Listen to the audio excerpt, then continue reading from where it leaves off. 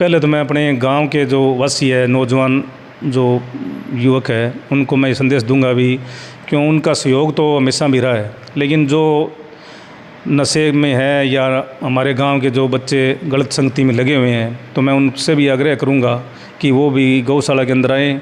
और यहाँ पर आकर अगर उनका डेली का रूटीन हो जाएगा तो उससे उनके मन के अंदर ये भावना पैदा हो जाएगी भी गौ सेवा से बढ़कर कोई सेवा नहीं है, तो उसका वो अपनी राह पर चल पड़े। सही बात है। और मैं यही आशा करता हूँ भी मेरे गांव के अंदर ऐसी नशे की ज़्यादा प्रकृति न रहे और बच्चे जो नौजवान बच्चे हैं वो आगे बढ़ें। रोज़गार का अवसर भी सरकार ने बहुत लागू कर रखा है, जहाँ भी अपना कार्य करें शिक्षित बने। और नंदीशाला के लिए तो मैं ये कहूँगा भी सरकार ने, जो विधायक जी ने जो कार्य किया है, हमारे जो सरदार गुरवीर सिंह जी बराड़, बहुत अच्छा कार्य किया है उन्होंने, इसके लिए मैं उनका भी धन्यवाद देता हूँ। हमारे जो पशु का चारा काटते हैं उसके अंदर ताऊ जी हनुमान जी के चले जाने के बाद उनके बेटों ने उनके नाम एक शेड दिया था। ठीक है जी। 30x40 का, और वो भी बन के तैयार। हाँ, वो भी बन के तैयार है। वो तो उन्होंने उस टाइम ही घोषणा, वो शेड तो पहले से मान लो तैयार था, लेकिन वो तैयार होने के बाद उन्होंने कहा भी इसकी लागत क्या है, तो मैंने कहा भी 1,51,000 रुपये हमारे लगे हैं। तो उन्होंने कहा हम 1,51,000, उनके बेटे दिलीप जी और भाई साहब शिवशंकर जी ने 1,51,000 का सहयोग किया। मित्रों, MW न्यूज़ मुखर वक्ता में आपका स्वागत है। खास मुलाकात की खास कड़ी में आज हम पहुंचे हुए हैं शार्दुलशहर क्षेत्र के गांव चमारखेड़ा में, जहां पे इस वक्त हमारे साथ मौजूद है श्री गुरु जम्बेश्वर गौ सेवा समिति चमारखेड़ा 30 के SD चमारखेड़ा के जो मौजूदा अध्यक्ष हैं। हमारे साथ इस वक्त मौजूद है अमित जी घाट। इनसे जानेंगे किस तरह चल रही है गौशाला की व्यवस्था, कितने का गौवंश गौशाला में है, गाँव वालों का किस तरह का सहयोग देखने को मिल रहा है। तो सर, सबसे पहले तो आपका स्वागत है जी। नमस्कार जी। मित्र जी, बात की जाए अपने गौशाला की, श्री गुरु जम्बेश्वर गौ सेवा समिति 30 की SD, लगभग कितने साल पहले इसकी स्थापना हुई थी और किस तरह ये यहाँ तक पहुँची है, आज इतने बढ़िया स्वरूप में ये पहुँची है, तो किस तरह संभव हो पाया जी? ये जी 2016 में इसकी स्थापना हुई थी। इससे पहले हमारे स्वामी राजेंद्रानंद जी महाराज जी कथा मान लो हर वर्ष हर भांति हर साल विष्णु मंदिर ग्वाड़ के अंदर कथा का जो श्रवण करते थे, उन्होंने हमारे को ये प्रेरणा दी कि ये गौशाला इस गांव में आप संपन्न गांव हो, आपका गांव का सहयोग मिलेगा। और जो कुछ है गुरुजी ने कहा भी मैं भी कुछ सहयोग करूंगा। उन्होंने भी हर तरफ हर जो भी सहयोग था उनका योगदान सबसे बड़ा है हमारे लिए। उन्होंने भी इस गौशाला का जो नींव रखी, तो गुरुजी की देन आज उन्होंने, वो आज हमारे बीच नहीं है, लेकिन फिर भी हम उनका गुणगान हमेशा उनके लिए करते रहेंगे। गौशाला लगभग कितने बीघा क्षेत्र में फैली हुई है, और ये कोई मोल ली हुई ज़मीन है जो अपने गांव की, जैसे गोचर भूमि या कोई वन विभाग की ज़मीन इस तरह की है? नहीं सर, ये गोचर भूमि है, गांव की ज़मीन है। गांव की ज़मीन है, ये मान लो 3 बीघा तो गौशाला की 4 दीवारी है, और 6 बीघा ज़मीन है, उसमें तारबंदी का जो 4 तरफ है वो भी हमारे गौशाला के अंडर में है। और एक 6 बीघा ज़मीन और गौशाला जहाँ ऑफिस बना है वो भी हमारे गौशाला के अंडर में है। कुल मिला के 16 बीघा ज़मीन का है हमारे गौशाला में।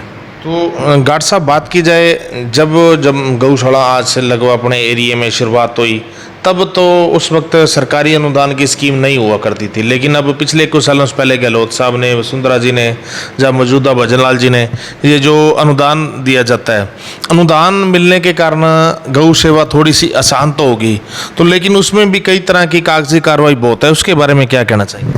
कागजी कार्रवाई तो ऐसी है जी, दिनों दिन सरकार भी, पहले तो अनुदान 2 किस्तों में था और अब सरकार ने उसको 3 किस्तों में कर दिया। लेकिन किस्तें तो चलो ठीक है 3 कर दी, लेकिन जो अनुदान है वो मान लो 1 महीने का होना चाहिए भी, हर महीने हमारे को मिले। तो सरकार क्या, मान लो पैसे सरकार को देने हैं, अगर वो 1 महीने के अंदर साल में 12 किस्त दे दे या 10 किस्त दे दे, तो सर मान लो हमारी गौशाला हाई चलाई वो सही हो सके। पशुओं वैसे कोई दिक्कत तो है नहीं, लेकिन गाँव का सहयोग है, जैसे मान लो कोई तूड़ी वगैरह है या कोई हरा चारा है, उसके लिए गांव का भी सहयोग रहता है। और वो मान लो दिक्कत तो है ही, मान लो ज़्यादा डॉक्यूमेंट बता रखे तो सरकार ने भी, ये कागज़ प्रक्रिया ज़्यादा है। और मान लो 3 किस्त देने की बजाय अगर चलो हर महीने कर दे तो गौ से आसान हो जाएगी। तो अमित जी, बात की जाए इस वक्त जो आपने बताया लगभग 15-16 बीघा में आपकी गौशाला है, तो 3 बीघा में जो चारद्वारी है, चारद्वारी के अंदर अंदर क्या क्या बना हुआ है? इंफ्रास्ट्रक्चर के अंदर विनिर्माण क्षेत्र में क्या क्या बन चुका है? इसमें जी पहले शेड है, शेड बने हुए थे शुरू पोत में। ये गौशाला 2016 में स्थापित हुई थी। उस टाइम हमारे ताऊ जी अध्यक्ष थे, हनुमान जी घाट, वो अब हमारे बीच नहीं है। उसके बाद में मेरे को गांव वाले ने मान लो अध्यक्ष के रूप में सर्वसम्मति से मेरे को अध्यक्ष बनाया गया। तो उन्होंने सबसे पहले नींव रखी, 4 दीवारी की उन्होंने सबसे पहले 4 दीवारी की, और 2 शेडों का उन्होंने निर्माण करवाया सबसे पहले। उसके बाद में क्या हुआ, एक शेड फिर समस्त गांव की तरफ से एक 50 बाई 50 का शेड उसके अंदर बना हुआ है। और 1-2 मकान भी बने हुए हैं, और जो कर्मचारी हैं उनको लिए रहने के लिए भी मकान है, मकान की व्यवस्था है। एक स्टोर है बना हुआ जिसमें हम मान लो चारा वगैरह रख सके, और लैट्रिन बाथरूम भी है जो मान लो यहाँ पे कर्मचारी है, और चारा काटने की मशीन भी है। और अब जो उसके बाद में पिछले साल के बाद में मैं 1 साल और कोई 10-12 दिन हुए मेरे को अध्यक्ष बने हुए।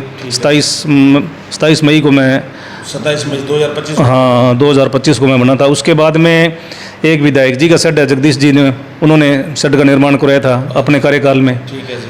फिर हमारे गवर्नमेंट की एक स्कीम थी गोपालन विभाग की भी, 10-90 की, जो अगर आप 1 लाख भरोगे तो आपको 10 लाख रुपए गोपालन विभाग की तरफ से मिलेंगे आपको। तो हमने वो 1 लाख रुपए भर के और 9 लाख सरकार से और लेके 10 लाख की स्कीम में हमने एक शेड बनाया है। वो तूड़ी के लिए होगा? नहीं, तूड़ी के नहीं, वो पशुओं के लिए, पशुओं के लिए। उसके अंदर गोवंश के लिए उसके अंदर खेड़ी वगैरह, अंदर खेड़ी बनी हुई है। और हाइट वगैरह ऊंची होगी गर्मी? हाँ जी, ऊंची है, 12 फुट हाइट है उसकी। हाँ। और अब भी पिछली वर्ष जैसे विधायक जी हमारे सरदार गुरवीर सिंह जी बराड़, उन्होंने विधायक जी की शपथ ली। उसके बाद में हमारे कथा का प्रोग्राम था 13/6/2025। ठीक है जी। तो वो शायद तक 18 या 17 को आए थे, मेरे को तारीख याद नहीं है। तो उन्होंने आके हमारे को एक 15 लाख की घोषणा और की शेड के लिए। गांव ने या समस्त हमारी जो गौशाला कमेटी है उन्होंने डिमांड की भी एक तूड़ी के लिए जो हमारे को शेड चाहिए भी, क्यों पशुओं के लिए बाहर तूड़ी तो बाहर डालते हैं, लेकिन फिर भी वो बरसात से आंधी आती है तो उड़ भी जाती है, गड़ भी जाती है, फंगस ना हो, इसके लिए। तो उन्होंने हमारा प्रस्ताव स्वीकार कर लिया और हमारे को 15 लाख रुपए का जो आज निर्माण होके कंप्लीट है, उसके अंदर तूड़ी वो 33 बाई 90 का है। और एक शेड हमारे जो पशु का चारा काटते हैं उसके अंदर ताऊ जी हनुमान जी के चले जाने के बाद उनके बेटों ने उनके नाम एक शेड दिया था। ठीक है जी। 30 बाई 40 का। और वो भी बन के तैयार? हाँ, वो भी बन के तैयार है। वो तो उन्होंने उस टाइम ही घोषणा, वो शेड तो पहले से मान लो तैयार था, लेकिन वो तैयार होने के बाद उन्होंने कहा भी इसकी लागत क्या है। तो मैंने कहा भी 1,51,000 रुपये हमारे लगे हैं। तो उन्होंने कहा हम 1,51,000, उनके बेटे दिलीप जी और भाई साहब शिवशंकर जी ने 1,51,000 का सहयोग किया अपने पिताजी के। हरा चारा रखने के लिए? हाँ, हरा चारा रखने के लिए। ठीक। और उसके बाद में जी क्या कमेटी, मेरी कमेटी है जो उन्होंने मुझसे डिमांड की भी, क्या अंदर जो सारा फर्श था वो कच्चा था। हाँ जी। वो बोले भी क्या बरसात के अंदर पशुओं को नीरने चारने के लिए पशु के जो छोटे बछड़े हैं उनके खुर खराब हो जाते थे। हाँ जी। उन्होंने कहा भी ये प्रस्ताव में लेके मेरे को उन्होंने प्रस्ताव में लिया, तो हमने वो सारा कार्य है वो सारा पक्का किया। उसको पक्का वो टाइलों से किया है या कैसे? इंटों से जी, इंटों से, सारा इंटों से पक्का किया जी। फर्श कच्चा कर दिया? ऊपर फर्श कच्चा कर दिया जी। और अब वो मतलब पशुओं को नीरने चारने में कोई दिक्कत नहीं जी, कोई दिक्कत नहीं है। और उसके बाद में उन्होंने क्या किया, हमारे पास एक मशीन थी छोटी कटाई की, चारा कटाई की मशीन छोटी थी। क्या टाइम ज़्यादा लगता था, डीजल की खपत ज़्यादा होती थी गौशाला की। तो कमेटी ने और कोई गाँव के 5-7 बच्चे आते हैं जो मान लो डेली रूटीन में आते हैं, उन्होंने सहयोग, उनका डेली सहयोग है। एक डॉक्टर की भी टीम है, डॉक्टर भी रख रखा हमने गाँवों के लिए। और गांव के 2-3 बच्चे होनहार बच्चे हैं जो हमारे मान लो उनको हेल्प करते हैं डॉक्टर साहब को। हमारे सतपाल डॉक्टर साहब है 28 KSD से, उन्होंने हमने उनको मान लो रखा हुआ है हर पर महीने।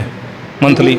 डॉक्टर की बात से मुझे भी एक चीज़ याद आई, मैं पूछ रहा था भी आज के समय में देखें तो हम जैसे प्राइवेट चिकित्सक हैं, उनकी दवाइयाँ बहुत महंगी हैं। हम भी गांव के रहने वाले हैं, तो आजकल एक एक टीका 500-500 रुपये का है, तो आपके पास तो 350 गौवंश है, तो उनकी व्यवस्था के लिए कोई आपने कोई दवाई का बैंक बना रखा है, या कोई यहाँ अपने सरकारी डॉक्टर है वो वहाँ से मिलती है, कैसे व्यवस्था बैठाते हैं? वो जी सब दवाइयाँ जो हमारे गांव की तरफ से टीम है या बाहर के भी सहयोग है हमारे को, वो हमारे को दान देते हैं दवाइयाँ। दवाइयों को रसीद कटवाते हैं, भी मेरी 5000 की है, कोई 1100 है, कोई 1000 है, जो इच्छा अनुसार है, वो दवाइयों का सहयोग अलग है। और जो रसीद है वो अलग बुक है, वो मान लो मेरे पास अलग है, जो मान लो वो बीघे के हाँ बीघे के हिसाब से हमारे बासकट्टी करते हैं, जैसे 125 रुपये प्रति बीघा है, उसके अंदर तो गांव की बास आती है। और दवाइयों का जो रिकॉर्ड है वो बाहर से सहयोग आता है, वो बच्चे दवाई लेके वहीं से आते हैं। कमी व्यक्ति होते तो कोई बात नहीं, गौशाला के अंदर से भी उनका सहयोग करते हैं हम। तो अब जैसे पीछे से भाखड़ा में बंदी आई तो लगभग 60 दिन पानी नहीं पहुंचा था, तो उन दिनों पानी के लिए आपने क्या व्यवस्था की? कोई यहाँ पे आपके समर्सिबल लगा हुआ है जब पानी की डिग्गी वगैरह, उसके बारे में बताएं। उसके अंदर क्या जी, हमारी कथा हुई थी पिछली बार स्वामी जी के टाइम में 13/6 से, तो उस टाइम हमारी कमेटी के कई सदस्य थे। एक कोषाध्यक्ष है, उसका नाम भी अमित कुमार है, और एक राधेश्याम जी है, और भाई रविंद्र जी गोदारा भी है। कमेटी के हमारे 11 सदस्य हैं। उन्होंने डिमांड की भी, प्रधान जी ये जो मान लो पानी वैसे वाटर वर्क से सप्लाई होती है, क्यों वाटर वर्क्स की एक दीवार है वहाँ से सप्लाई होती है, लेकिन कोई कारणवश हो अगर वाटर वर्क्स में पानी सप्लाई ना हो तो हमने कमेटी ने निर्णय किया, ये किया भी चलो कथा में अब तो योगदान हो रहा है सभी गाँव का, क्यों ना हम एक कमेटी की तरफ से एक ट्यूबवेल लगा दिया जाए। तो हमने पूरी कमेटी 11 सदस्यों ने हम अपनी कमेटी के अपने पैसे से एक ट्यूबवेल का स्थापित किया था। गुरुजी की देख रेख में उन्होंने हमारे को दिशा दी भी, इस दिशा में लगाना है, यहाँ लगाना है। और पानी मीठा पानी बहुत बढ़िया है, बहुत अच्छा पानी है जी, मीठा पानी। कितने 2 इंच है जी? हाँ नहीं 1 इंच है जी, 1 इंच बढ़िया पानी आ रहा है, बढ़िया बिल्कुल बढ़िया। तो इससे ये तो आपकी समस्या हल होगी। तो अब अपने बात की जाए, जैसे पिछली बार लंपी की बीमारी आई, तो लंपी की बीमारी में पशु काफ़ी हताहत हुए थे, तो आपके उस वक्त लगभग कैसे व्यवस्था बिठाई? और अब उस बीमारी को देखते भी बीमारी कभी भी आ सकती है, तो टीकाकरण वगैरह में कैसे आप? टीकाकरण के हमारे डॉक्टर साहब अजय सतपाल यहाँ से, उन्होंने जो भी मान लो जो मुंह की एक बीमारी आती है पशुओं की, खुरों में बीमारी आती है, उसके लिए पहले टीकाकरण किया है। अभी हमने सभी गौशाला का जो जितना भी क्षेत्रफल है उसके अंदर हमने वो चेंचड़ी वगैरह की दवाइयों का छिड़काव किया है। उसके अंदर हमारे अनिल कड़वासरा है जो डॉक्टर साहब का सहयोग करते हैं, एक बिजू धारनिया है, और भी रोहित गोदारा है, रोहित अपना कसवा है, ये मान लो इनकी टीम है एक अलग से युवा टीम है। ये शाम के टाइम अपना 2 घंटे का समय निकाल कर इसके अंदर गौशाला के अंदर बीमार पशुओं का सहयोग करते हैं। ये तो एक बार हमने भी सोशल मीडिया पे देखा था, एक चमारखेड़ा का कोई 9वीं या 10वीं पढ़ता बच्चा है जो पेड़ पौधे बहुत लगाता है, वो उसका नाम बताएं और उसके बारे में बताएं। सर उसका नाम तो मेरे को याद नहीं है, उसके पापा का नाम राम कृपाल है दारनिया, उसका बेटा है, लेकिन मेरे को उसका नाम याद नहीं है। वो एक मान लो क्या है उसके मन में ये है भी मैं हर पूरे गांव के अंदर वृक्षारोपण करूं और पूरे गांव को छायादार कर दूं। ठीक है। लेकिन उस बच्चे ने बहुत सहयोग किया है। तो गौशाला में भी लगाए? हाँ जी, गौशाला में बहुत पेड़ लगाए उसने, लेकिन है उसके नाम के पेड़ कम से कम 100-150 पौधे हैं उसके लगे हुए, उसके हाथ से लगे हैं, उसकी वो देखभाल कर रहा है। तो देखो जी, आपका जो चमारखेड़ा गांव है, यहाँ से अखिल भारतीय बिश्नोई रक्षा दल से जो बबलू जी घाट है वो भी हैं, और समय समय पे जीव रक्षा की जहाँ बात आती है तो चमारखेड़ा का गांव आगे खड़ा होता है। तो आपके भी यहाँ जैसे गौवंश तो है ही है गौशाला में, तो साथ साथ नील गाय हिरन वगैरह वो भी हैं, और उनकी व्यवस्था कैसे बिठाते हैं आप? नील गाय है जी हमारे पास एक। ठीक है जी। वो क्या है, हमारी एक रेस्क्यू टीम है इनकी, ये जो बच्चे आते हैं ना शाम को 2 घंटे डॉक्टर आते हैं, इनकी टीम है। और भी है कोई गांव से जैसे मान लो हेल्पर है, उनके बच्चे बहुत हैं। तो जहाँ भी ये नीलगाय वगैरह कोई कुत्ते काट दें और काट दें, इनको संपर्क में आते हो तो ये तुरंत गाड़ी लेके जाते हैं और उस गाड़ी में डाल के लाते हैं। हमारी गौशाला के ने एक ऐसी गाड़ी बना रखी है आपने? नहीं सर, ये गाड़ी नहीं बना रखी है। एक ट्रैक्टर के पीछे एक मान लो वो स्कंजा लगा हुआ है। ठीक है जी। वो स्कंजा हमने इसलिए लगाया, गुरुजी ने कहा था गौ मस को जहाँ मृत गौ हो जाए उसको घसीट के नहीं मत लेके, हाँ घसीट के मत लेके। तो हमने ये आते ही पहल पोत मान लो, ये मैंने सब कमेटी के जो सदस्य उन्होंने मेरे सामने प्रस्ताव रखा भाई गुरुजी की जो पालना है वो वचन उनकी हाँ उनकी पालना। और ये किया जाए तो हमने पंजाब से बावड़ा गांव है, वहाँ से वो स्ट्रक्चर हम बना के लाए, ठीक है जी, जिसकी लागत 25,000 रुपये आई थी। ठीक है जी। उसके अंदर वो बच्चे जाते हैं, कई बारी जैसे मान लो उसमें न लाते तो ट्रैक्टर ट्राली, हमारे गौशाला में ट्रैक्टर ट्राली की व्यवस्था है, वो वहाँ उसमें डाल के ले आते हैं वो। और जहाँ पे फिर आपने कोई हड्डा रोडी प्रॉपर बनी होगी जहाँ पे मतलब हड्डा, हाँ जी, हड्डा रोडी है हमारे शमशान भूमि के बिल्कुल पास वाली जगह में, वहाँ दफना देते हो। वहाँ दफना देते हैं जी। तो अब अपने बात करेंगे ये जो आसपास गांवों में अपने देखते हैं आजकल तो खैर हर घर में होने लगे, तो कांटे वाली कंटीली तारों के कारण भी नीलगाय वगैरह छोटे जो अपने चिंकारा है ये बड़े चोटिल हो जाते हैं, तो उनके लिए व्यवस्था फिर वो सतपाल जी जो डॉक्टर है वही करते हैं, जब अपने गांव की गौशाला की टीम है जो वहाँ उनको लेके आती है? नहीं, डॉक्टर साहब उनकी देख रेख तो मान लो दवाई वगैरह तो वही उनको मान लो देते हैं भी आप ये टीकाकरण करो ये करो, लेकिन हमारी टीम जाती है, उसको जो पट्टी वगैरह करना है, उसको लाल दवा से धोना है, उसकी सुबह शाम देखभाल करते हैं। सारी गांव का ये मान लो को 10-15 बच्चे हैं, उनका सहयोग है जी। तो आजकल गांवों में देखा जा रहा है जी, जो बच्चे जैसे किसी का जन्मदिन आ गया या कोई विवाह की वर्षगांठ होगी तो उस पे सवा मनी का अपने उपराला करते हैं। कई गांवों में हमने देखा, कई गौशाला में मनी वाली गौशाला है जहाँ आपके और भी कई गौशाला हैं, तो आपके भी इस तरह का कोई कार्यक्रम होता है जब किसी के बच्चे का जन्मदिन वगैरह हो, या सवा मणि, या अपने मन से जब मन में तब सवा मणि बना लेते हो? जी नहीं जी, ये हमारी सवामणि का है। सवामणि के लिए हमने एक अलग से सवामणि गृह बना रखा है। ठीक है। वो पहले ओपन था जी, उसके बाद में क्या है, कमेटी का प्रस्ताव आया, अपनी अपनी राय दी, तो उसके हमने जाली लगा के उसको कवर किया। ठीक है भी कोई जैसे मान लो वो एक तो गर्म होती है, उसको ठहरने के लिए हमने 5-6 टपों की व्यवस्था की, नई लेके उसके अंदर डाल, ये जी व्यवस्था करते हैं हम अक्टूबर के महीने में। अच्छा, ज़्यादा सवा मणि? हाँ, अक्टूबर के महीने में मान लो सवा मणि का हम स्टार्ट कर देते हैं। तो उसके अंदर जो सवा मणि मान लो है तो हमारा क्या है जी, वो 2500 रुपये एक सवा मणि का है चार्ज। ठीक है जी। अगर वो खुद का मान लो गेहूँ लाए, तेल वगैरह गुड़ वगैरह लेके आए, 1 किलो अजवान है, नमक है वगैरह लेके आए, तो वो उसकी मर्जी है। नहीं तो हमारी गौशाला के अंदर कणक भी अवेलेबल है और तेल भी है, सब कुछ है। उसके लिए हम चार्ज 2500 रुपये लेते हैं भी, आपके नाम से उसको मान लो व्हाट्सअप के जरिए ग्रुप में डालते हैं भी आज इनको गौ माता के नाम इनकी सवामणि का जो सहयोग है वो इसके परिवार के लिए वो आभारी होते हैं। तो बात की जाए जैसे 350 गौवंश है, 350 गौवंश के लिए लगभग कितने की तूड़ी की, सूखे चारे की और हरे चारे की आपकी आवश्यकता रहती है, और उसकी पूर्ति किस तरह की जाती है?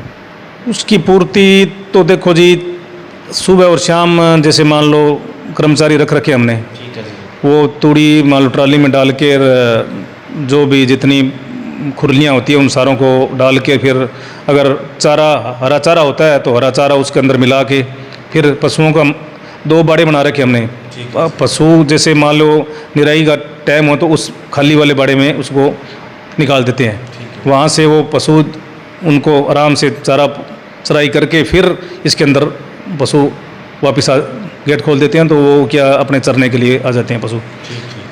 तूड़ी के लिए तो मान लो थे रोज़ कम करो 10 कुंटल के लमसम हमारी तूड़ी लगती है। ठीक है जी।